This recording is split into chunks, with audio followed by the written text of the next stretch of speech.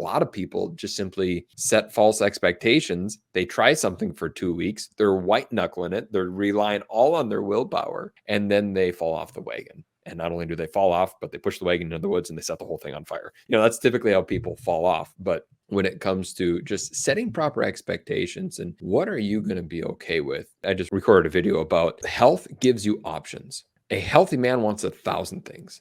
A sick man only wants one thing.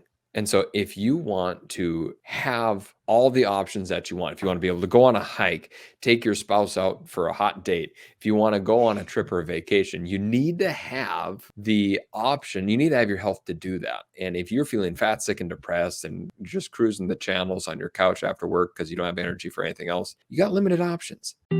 Welcome to Nutrition Without Compromise, a podcast brought to you by Orlo Nutrition. We believe that nutrition shouldn't be an either or, that you should never have to sacrifice your morals for your health or that of our home planet. Join natural products veteran Corinna Bellizzi and experts from around the globe as they discuss healthy solutions that are better for you and better for the planet.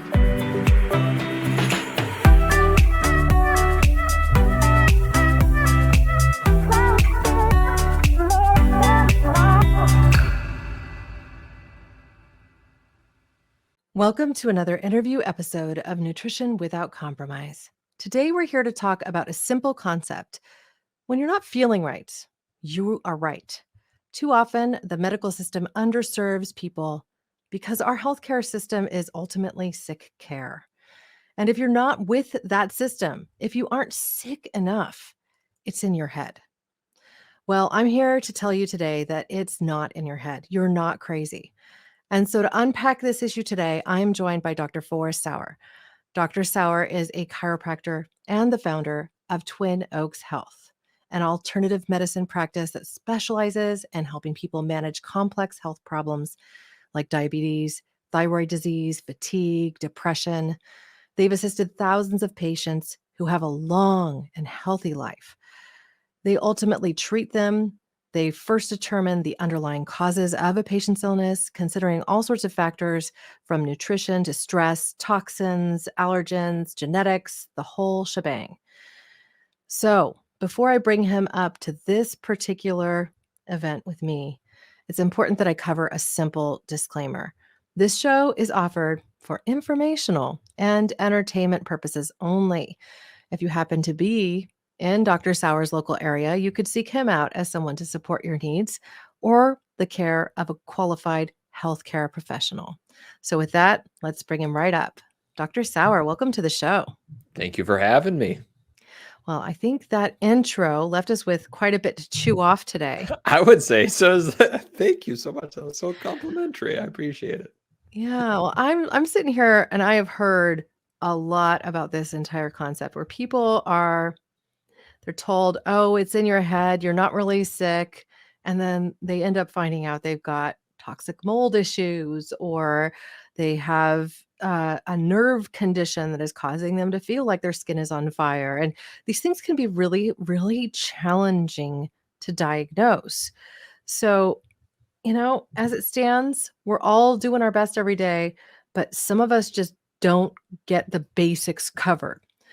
So I would love for you to just talk about what your approach is and how you really start with a patient or with someone who's coming to you with a health concern so that those listening can perhaps take that into their own journey and think about who they're working with. Well, it all starts off with the fundamental truth that if you go into the doctor or the clinic or a hospital, insurance companies are only going to pay for lab work that the doctor is going to be able to prescribe a medication for.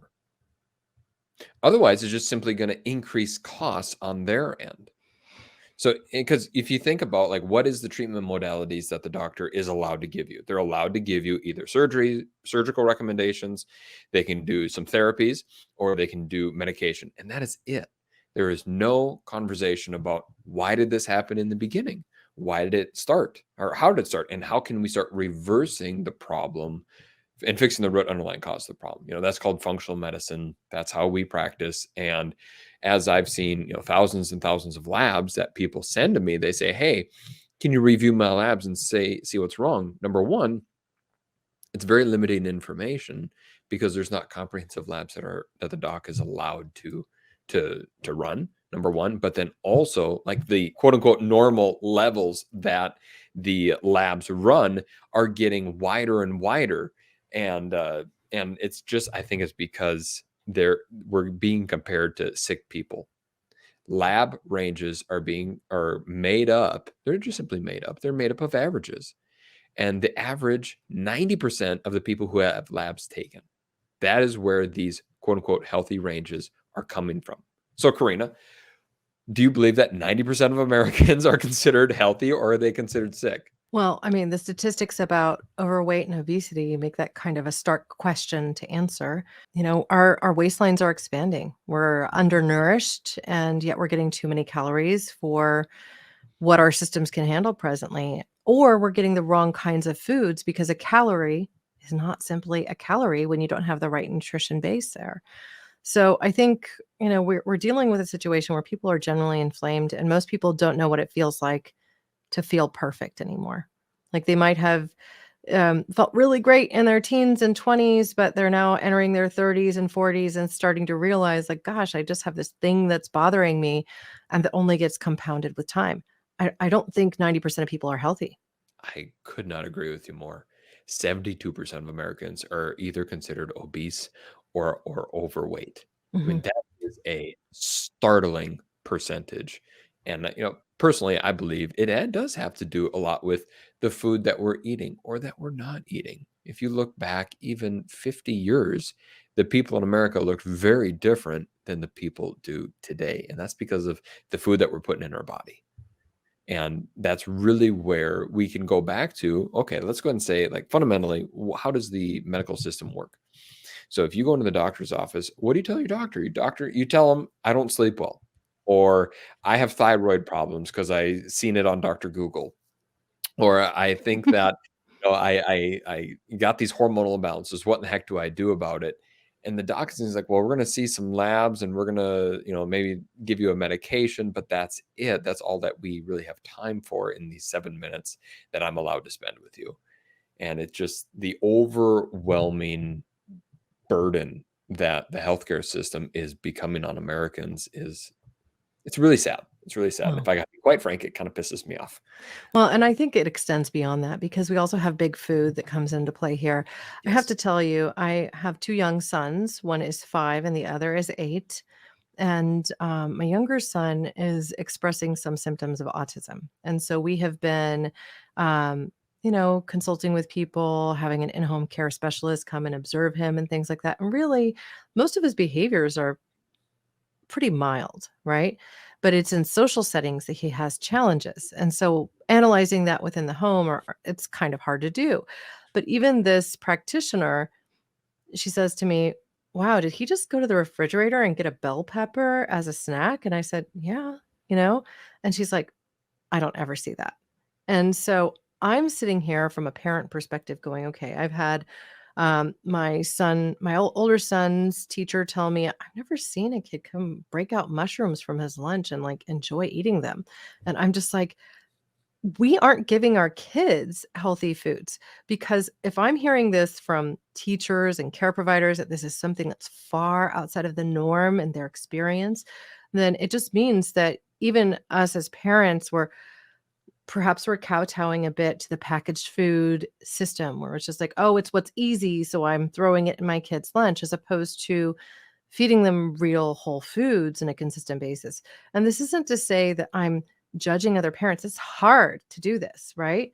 But if we have a world where we're creating everything that's packaged, and we have a world where the chip bag may end up being the hallmark of our oceans, because we're seeing them float around in ocean masses like you wouldn't believe, just because they Mhm. blow away. Even if you intend to throw it in the garbage, it gets blown away and into the sea.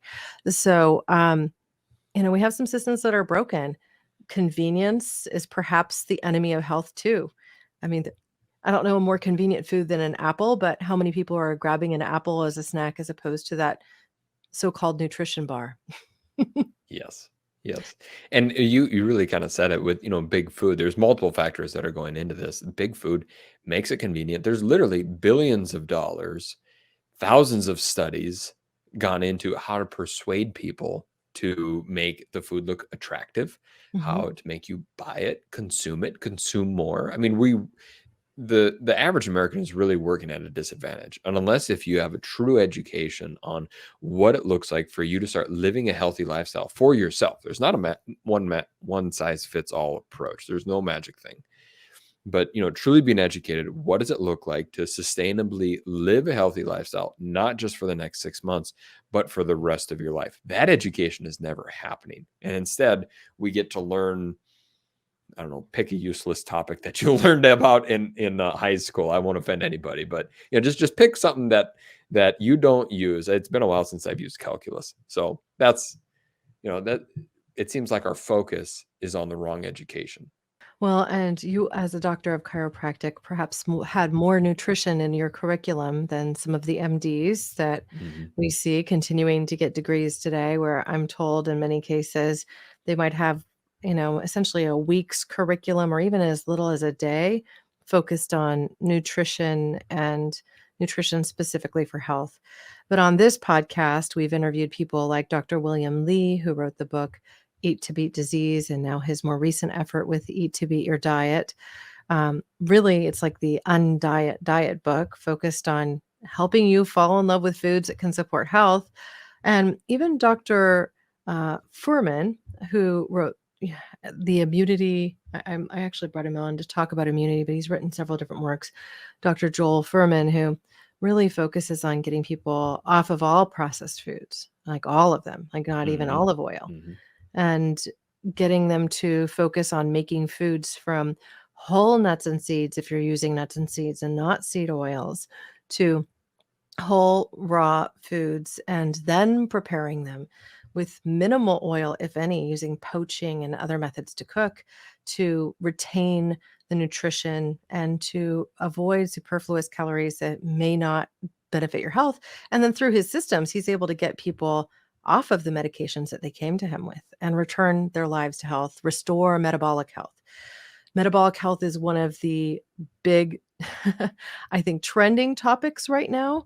So if we're to come back to this, because if in the intro, we talked about diabetes and thyroid disorders. I mean, these are metabolic health crises.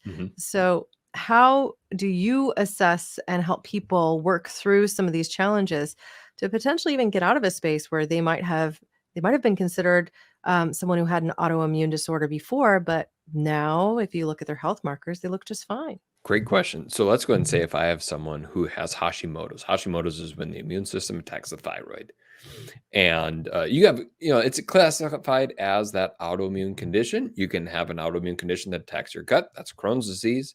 It can attack your nerves. That's multiple sclerosis.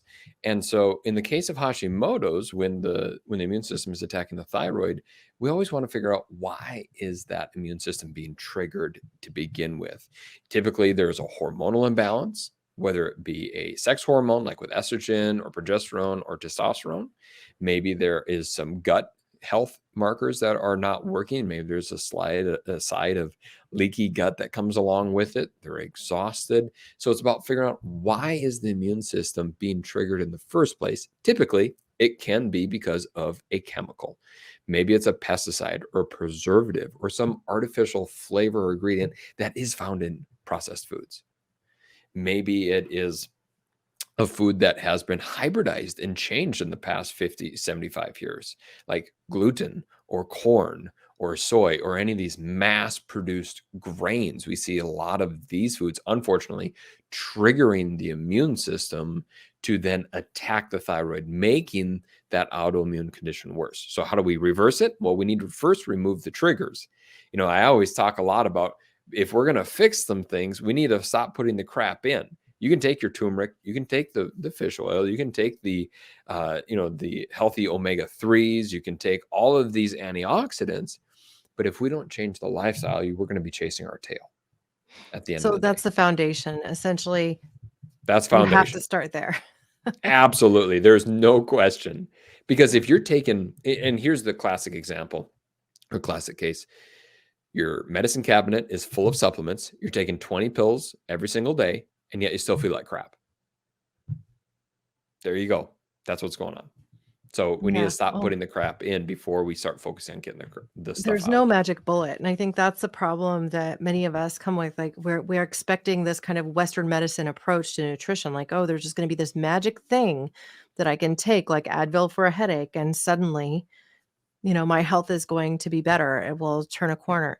But that isn't a reality. And if we think about the fact that our cells continue to regenerate throughout our lives, and they may have been more forgiving when we were younger and perhaps when we had better practices.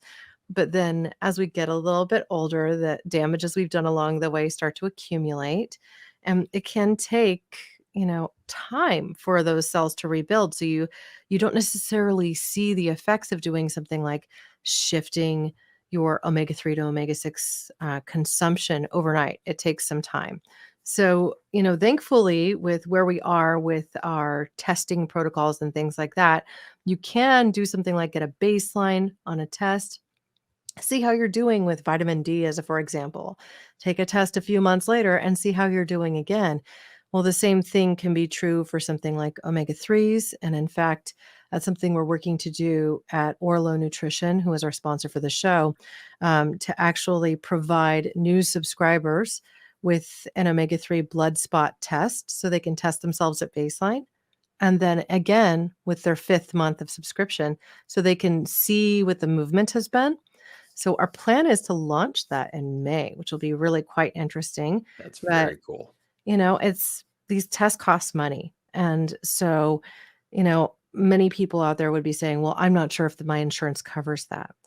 And from what my discussions have been with doctors, they tell me back like most will, but you have to push for it. And you might have to pay a higher copay for that. Well, if you find out that something like an omega-3 blood spot test only costs $50, it might actually be more affordable to do it yourself than through your medical office, unfortunately, because of every time someone touches a piece of paper in standard insurance, they charge you $100. And if you ask someone who's really educated on the healthcare system about why why healthcare costs are going up and up and up, it's because of administration. Yeah.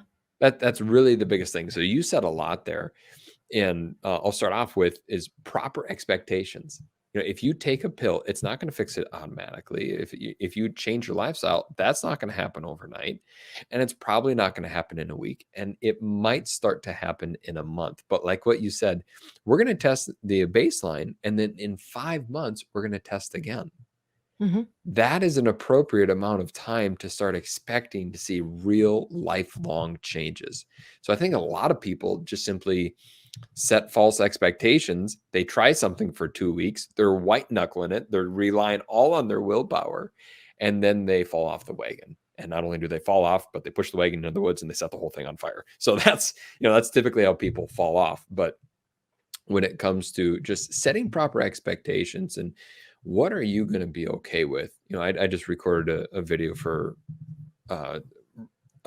recorded a video about health gives you options. A healthy man wants 1,000 things. A sick man only wants one thing. And so if you want to have all the options that you want, if you want to be able to go on a hike, take your spouse out for a hot date, if you want to go on a trip or a vacation, you need to have the option. You need to have your health to do that. And if you're feeling fat, sick, and depressed and just cruising the channels on your couch after work because you don't have energy for anything else, you got limited options. And so ultimately it's like, what are you okay with? What are you okay sacrificing for? Some people, they feel like changing their lifestyle is a lot of work. Well, it is, but so is feeling the way that you're feeling right now. That's right. So I want to share something because this might be news to you too, but just specifically in the space of omega 3s, one of the things that we've found so surprising with specific individuals who take our product over a standard fish oil is that they do start to realize the benefit a little bit more quickly. And because of that, they're more likely to keep taking it. And I want to tell the story of one of our first customers of our omega-3 product at Orlo Nutrition. It's in this active omega-3 form. It's a polar lipid. So theoretically, right, it's up to 3 times more bioavailable and gets into your cells more quickly than a fish oil would. But there, as I also shared with you privately, is emerging research showing that certain genome types may have a harder time integrating a standard triglyceride fish oil or omega-3 that you might buy from the shelf, right? And so what this individual noticed was that within only 4 days that his dry eye complaints had disappeared. And this was something that he was really surprised by because he had taken omega-3s from fish oil before for months at a time and never noticed a difference, so just would stop taking it. But his partner was an optometrist, so kept telling him, "No, no, no, you need to try it. Just take omega-3s, do it again, it'll help." And started taking the polar lipid form, and because he was perhaps at a disadvantage, he might have also had the ApoE4 genome type like myself. I have one representation, but 15% of the population has one or two representations of that genome type and are therefore at an increased risk for things like Alzheimer's or other brain conditions. Well, these things can be connected, right? Because, like, if you're not getting enough omega-3s and they're not getting to the place that they need to go, like your brain and eyes, half of the fat in your brain and eyes is made up of DHA, and half of the weight of that is literally DHA. So it's like a quarter by weight of your brain and eyes is made up of DHA. DHA is a specific omega-3. And Americans are dramatically undernourished in this particular fat. So if they're not supplementing with it, they're probably not getting enough. And so you have this thing where with time, you create a cumulative problem where your cells have less and less of this vital nutrient in them, right? And so you end up replacing it with what you have in your diet. And this is essentially what we do with everything, right? So if we don't get enough of the core vitamins that we need to support a healthy system, our body will ultimately do its best with what's there, right? And then you end up like scaffolding things that are kind of falling down and your cells aren't as happy. You're not as able to eliminate toxins or traffic nutrients or moisten your eyes so that you don't have these dry, itchy, painful conditions that ultimately impede you leading a healthy and happy life. So, I mean, I know this is a big topic, but I just wanted to use this example because I think it connects to so many different things. It's like, what is your motivation to keep taking a supplement? What is your motivation to keep forward with a healthier habit and perhaps a more whole foods based diet that sends you to the kitchen as opposed to the convenience store? So, I think we need to, as people, really build healthy expectations and goal sets and then create something that we can measure against if we're going to build this lasting change. So, given that you treat people all the time in your practice, I would love to hear from you what sorts of tools that you might share with those that you're working with to help them kind of keep track along the way so that they don't lose interest, get demotivated, and shift away from the healthier habits. Great question. Takes a couple minutes to unpack, but we always start off with comprehensive labs. So we test nose to toes, we test for everything. So that way we do have something to Nose to measure against. toes. Yeah. And so that's where we start. So that way we know exactly where we're going. We use it like a guideline.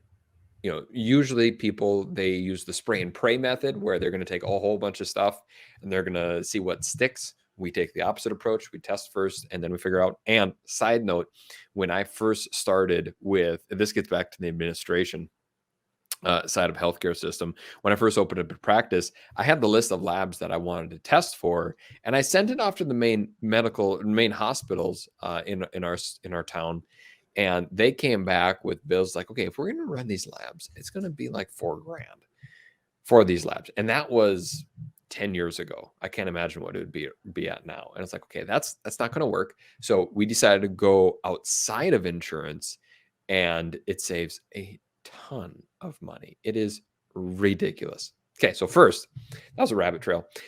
First, it is with lab testing. And then after that, we start figuring out, okay, let's go ahead and do a food elimination phase style diet. So we start pulling out the most common irritants: gluten, corn, soy, dairy, eggs, nightshades.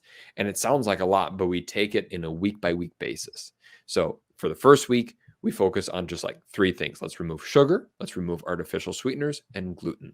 Week 2, let's eliminate dairy, let's eliminate corn. Just get used to that because these are healthy habits. These are healthy habits that we're trying to adopt in our clients. And that way, this is something that they can stick with. I want these habits to become automatic by the time they're through with us. So that way they can continue living this way and not just simply having to suffer through dry salads every single day. So this is about being, being flexible in lifestyle and living a life when you got kids at home. So that's why we take that approach. People oftentimes have already tried taking gluten out, or they've tried taking corn out already prior to seeing me.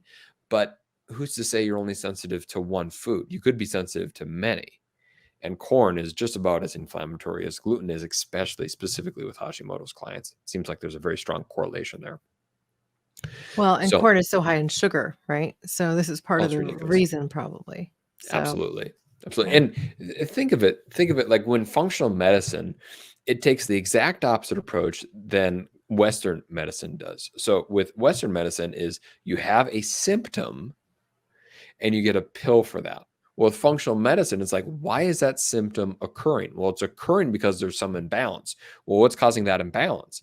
It's something that you're consuming or getting exposed to, whether that be a food, whether that be a medication or a lotion that you're putting on your skin or whatever else that you have going on. So it's like, what is the cause of it? Because if you fix the cause, you don't have the symptom. It's kind of a magical way of thinking. So anyways, okay, so then it's food elimination phase, and we do take our time with that. We take a 2-month process. We simply take 2 months. We slowly walk our clients through very step-by-step, hold them accountable. We kick their butt if we need to, with love, but we kick their butt just to make certain that they're getting the results, because that's what's important to us. And then we show them exactly what to do, when to do it, how to do it for them specifically. So that way there's no more guessing games along the way. So it is the food elimination phase with labs.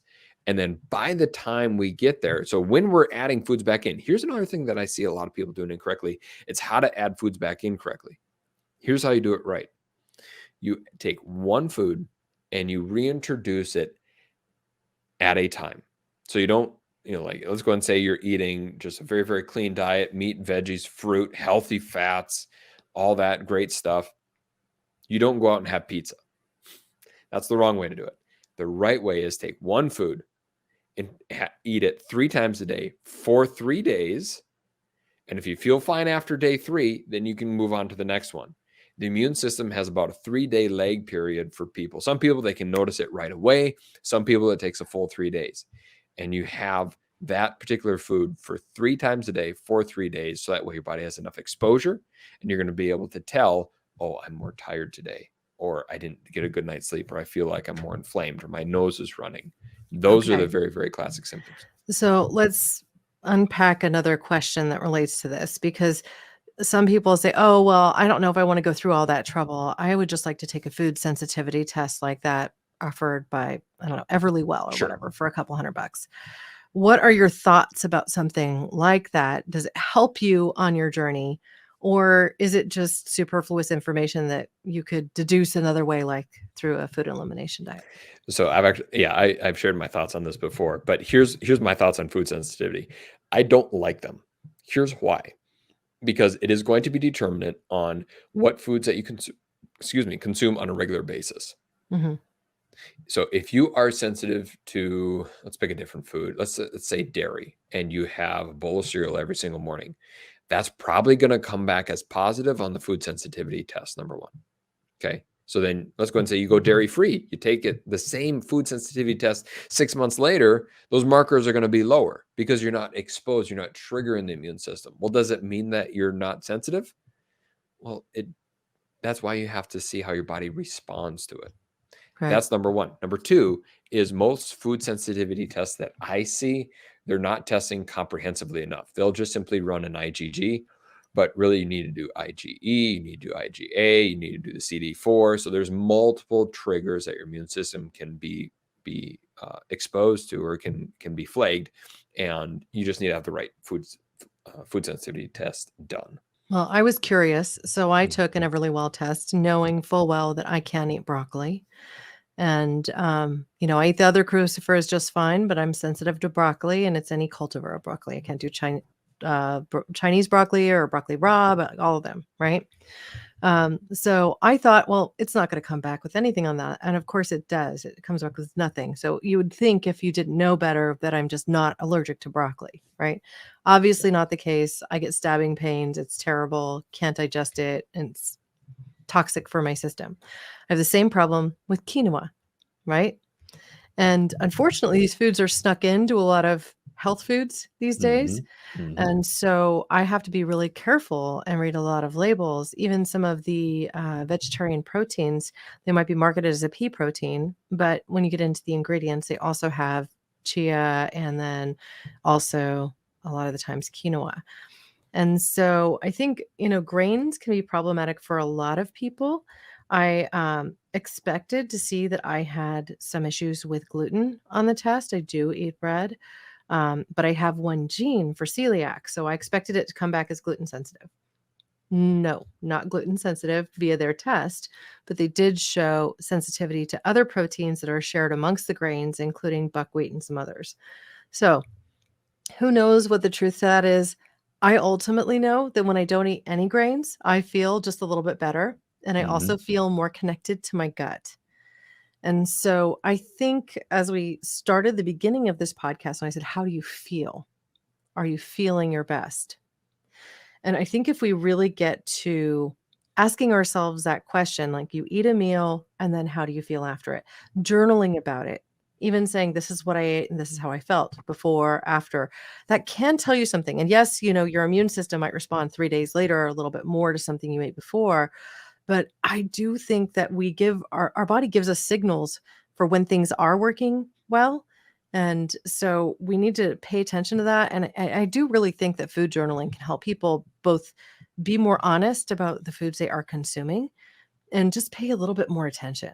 And it eliminates a lot of the, oh, did I have this 3 days ago? Because yes, you can just go back and look at it, especially when you're in the exploratory phase and trying to figure out what foods are going to be the triggers. Absolutely.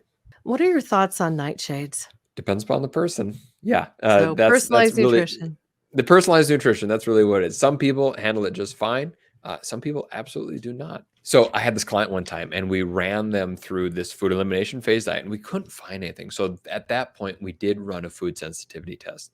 And it turns out she was sensitive to strawberries out of all the things. And she's like, oh, I have that every single day. So we took out strawberries.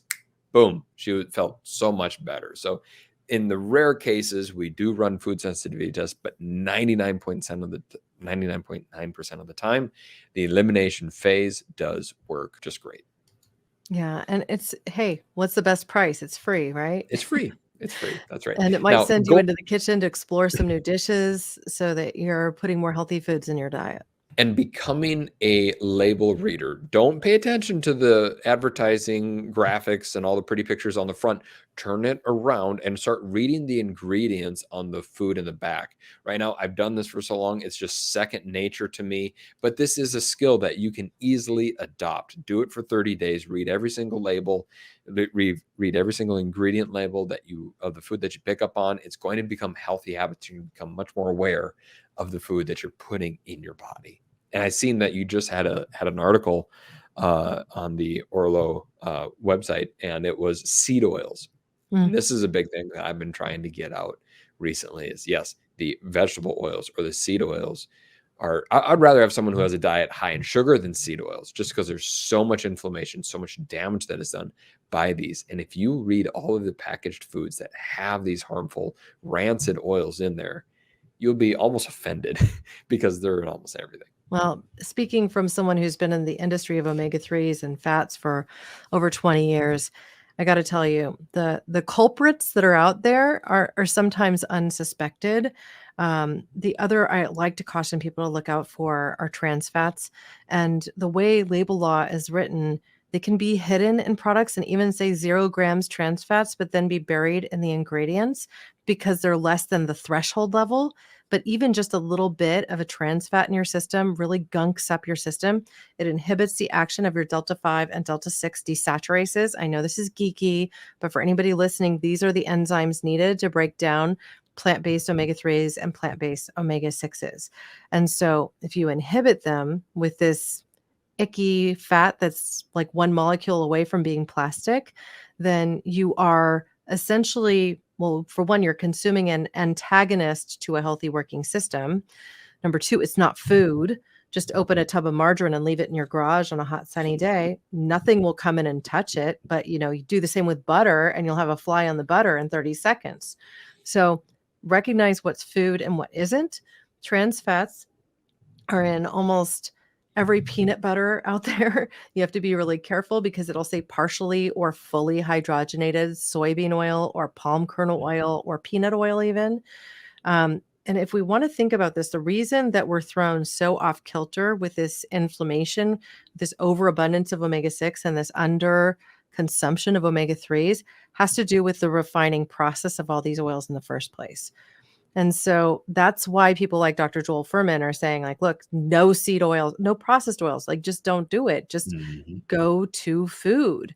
And if you want to make a beautiful, delicious salad dressing, I can show you 6 recipes in my book that just, require a blender and some pistachios and whatever other seeds you like, and then some citrus or some, vinegar, things like that you just spruce it up with. And then suddenly you have this delicious salad dressing that, for one, you didn't buy off the counter in a grocery store.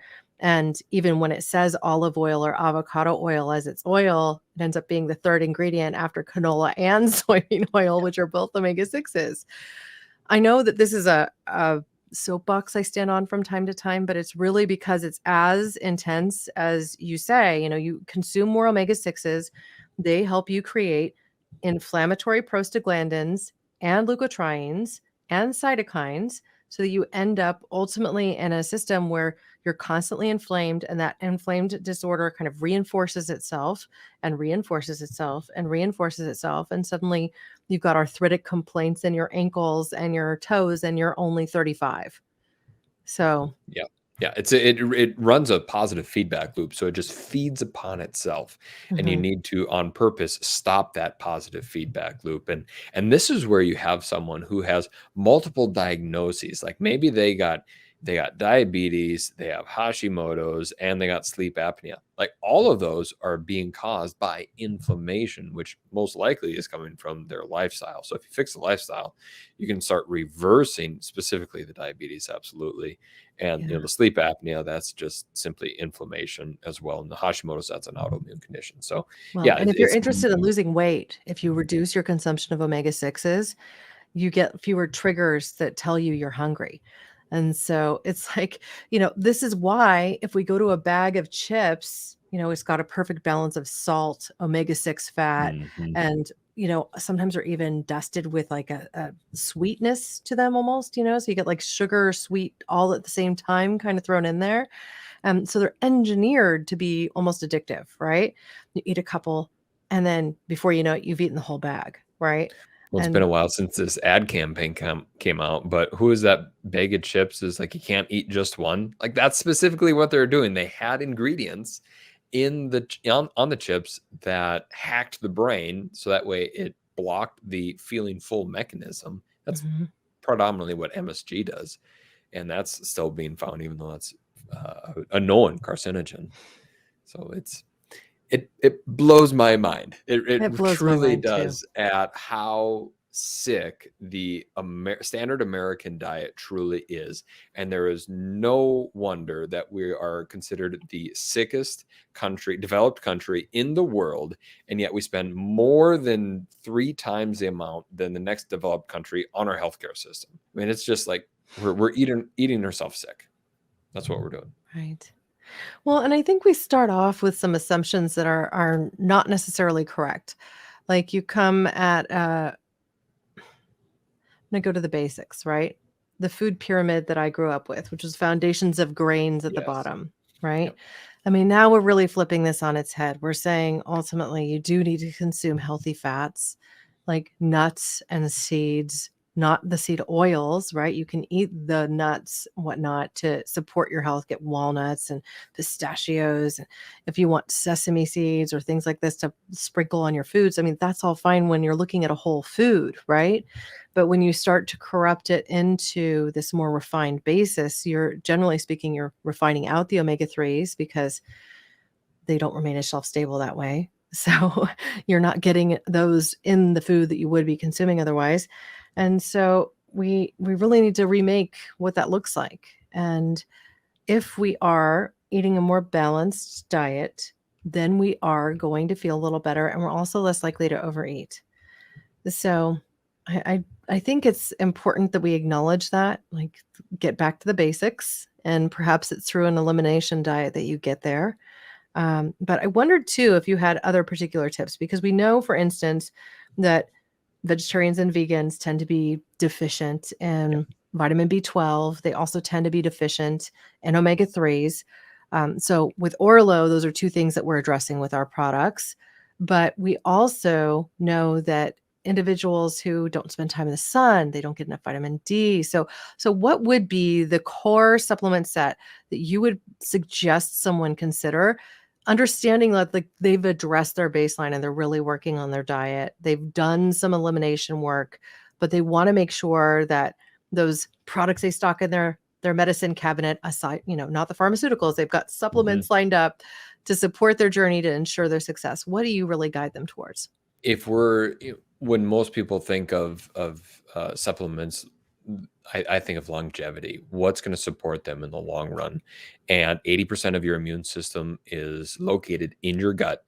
So having, not necessarily, I mean, sometimes a probiotic is absolutely necessary, but making certain that you're having enough butyrate, making certain that you're having enough prebiotics in your gut, and having a variety in your diet to feed those bugs in your gut is vitally important. Vitamin D, if you live in the northern hemisphere, vitamin D is essential to make certain that we're creating enough hormones. Vitamin D is not a vitamin; it's a hormone, and it's essential in so many different factors, not just simply keeping your bones healthy, but also depression and anxiety and thyroid function. So vitamin D is essential to longevity. Then, of course, also good source of healthy omega 3s. If we aren't living out of the Garden of Eden and we like to let loose on Friday night, sometimes supplementing with a high quality omega 3 like Orlo is absolutely essential to keeping the inflammation suppressed. So those are really my go-tos when we're looking at longevity: is proper gut health. If we have an autoimmune condition, glutathione is fantastic. And all of these supplement recommendations are coming on the heels of the assumption that you're living a healthy lifestyle. That is the foundation. And the reason for glutathione is because that's going to stop that positive feedback loop that you'll get with autoimmune conditions that make themselves worse and worse and worse. Hmm. So, understanding that it takes time to rebuild healthy cells, and that especially with something like vitamin D and also omega 3s, that there is some residence time to rebuild those cells. What I've noticed from people is they tend to realize the most benefit, like they see it start to creep up and change sometimes almost immediately, like certain effects. But that the long lasting change happens, after about the fourth or fifth month. Is that generally speaking what you're seeing in your practice when you retest them? We do retest at month 4 for most of our practice members, but if we do not, if I take a client on and I don't see any changes at all within the first 30 days, I do know that I missed something, because Hmm. the body should be able to start repairing itself fairly quickly. Yeah. Well, I think that's great for anybody who's listening to hear, like, if you're trying to work through some of these challenges on your own and you're not noticing a difference after about 30 days, you probably are missing something. And that could also mean that your doctor is missing something if you're in treatment. And you might need to seek additional help from a qualified professional like Dr. Sauer. Now, as we prepare to wrap here, I would love to know, Dr. Forrest, if you have any parting words that you'd like to share, or if there are any other additional resources that you'd like to point our audience to. If you want to learn more about our process, you can most certainly go to the website. It's twinoakshealth.com. How we practice is an educational based approach. So instead of just simply putting you on a 30-day protocol, or having you meet with me or one of my team members and us giving you supplements and sending you home, we want to educate you on what it looks like specifically to live your best lifestyle. And we teach you all of that. That's how I believe functional medicine should be practiced, is that lifestyle first. And so, yeah, if you're looking for assistance with that, you can most certainly go there and contact our team. We specifically are on a mission to show the forgotten and misunderstood hope, because so many people have gone into the main medical system, told they're crazy, told it's all in their head, and nothing could be further from the truth. You deserve to live optimal health and live life the way that you want, so that way you can do the things that you want in life. That's my fundamental belief. And do more of what you love with those you love. Absolutely. Perfect. Well, thank you so much for joining me and for sharing that on our closing. I really do think that helps wrap a bow around everything we've talked about today. Now, I want to also remind our audience that there's no time like the present to get started with something like omega 3s and Orlo Nutrition's active omega 3s in the polar lipid form. They can be up to 3 times more absorbable than fish oils. So if you are curious and you want to get started now, you can head over to orlonutrition.com and use the code NWC20 for 20% off at checkout. You could also choose to subscribe and get an everyday 15% discount. So check them out. Omega-3, DHA, and prenatal DHA are all available now. They're vegan, they have unsurpassed purity and freshness, and they're documented to be the world's most sustainable resource for omega-3s and algae nutrition. NWC20 at checkout. All right. Well, with that, I just want to say thank you so much for all of the thoughtful time and energy you have put into this conversation today. I would love to also include with our blog post for this episode the list of the few core supplements you recommended. So I want to make sure I have them correct before we wrap. And that is omega-3, vitamin D. I know we mentioned vitamin B12, but you didn't come back to that one.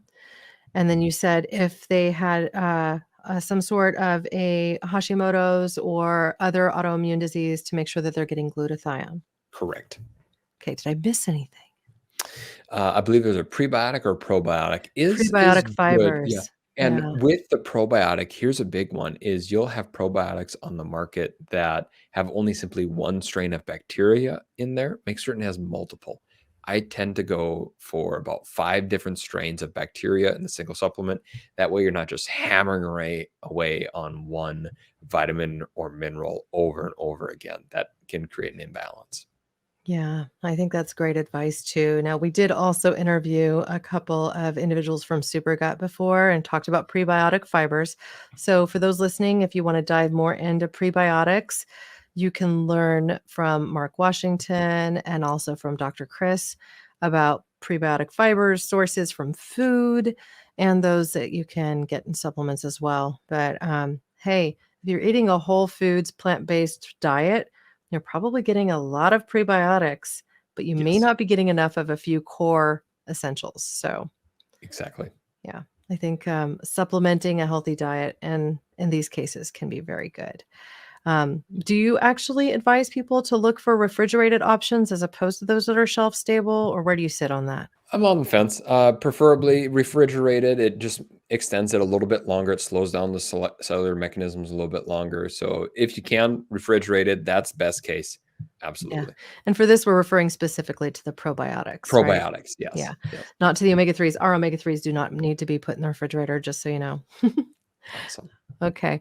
All right. Well, thank you so much again. This has been my absolute pleasure. And I'm going to go ahead and just recommend everybody here follow Dr. Forrest Sauer on Instagram. That is at Dr. Forrest with 2 R's. Sauer is Sauer.